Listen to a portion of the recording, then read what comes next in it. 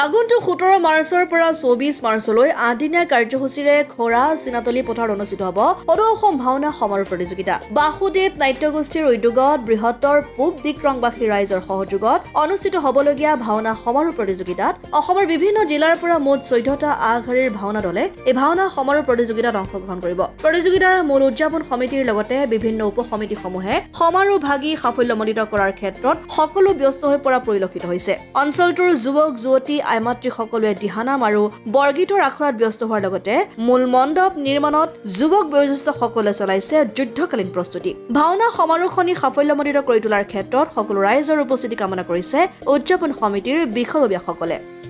আমি ৰাইজৰ সহযোগত পূব দিক্ৰং খোৰা সমন্বয় ক্ষেত্ৰৰ চিনাতলী পথাৰত পোনপ্ৰথমবাৰৰ বাবে আমি সদৌ অসম ভিত্তিত ভাওনা সমাৰোহ প্ৰতিযোগিতা আয়োজন কৰিছোঁ আৰু অসমৰ কেইবাখনো জিলাৰ পৰা আমি 14টা ভাওনাৰ দলক আমি আমন্ত্ৰণ কৰিছোঁ। 8 দিনীয়াকৈ আমাৰ কাৰ্যসূচী অনুষ্ঠিত হ'ব আৰু বিভিন্ন বৰেণ্য ব্যক্তিসকলকো আমি আমন্ত্ৰণ জনাইছোঁ।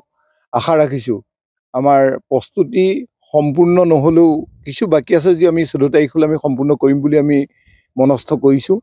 আমাৰ ওচৰ সমীপৰ যিকেইখন গাঁও আছে তাৰ স্বেচ্ছাসেৱক স্বেচ্ছাসেৱিকাসকলে যিসকল বয়োজ্যেষ্ঠ ব্যক্তি আছে মহিলাসকল আছে সকলোৱে হাত উজান দিছে।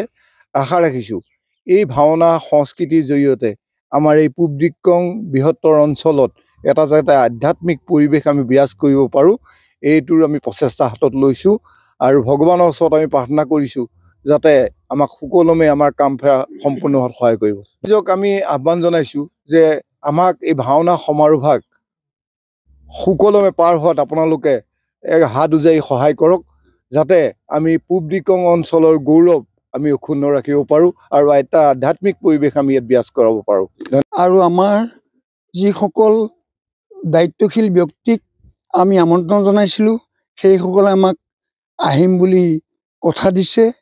গতিকে মই ভাবিছোঁ আমাৰ কাম যদিও বৰ্তমান 50% হৈছে, আমি 14 মাৰ্চৰ ভিতৰত আমাৰ এই পেণ্ডেল বাণিজ্য মেলা কাৰ্যালয় ইত্যাদি সকলো কাম সমাধা কৰি আমি তাৰ পাছত আৰু ইয়াৰ কোনো কাম বাকী নথওঁ।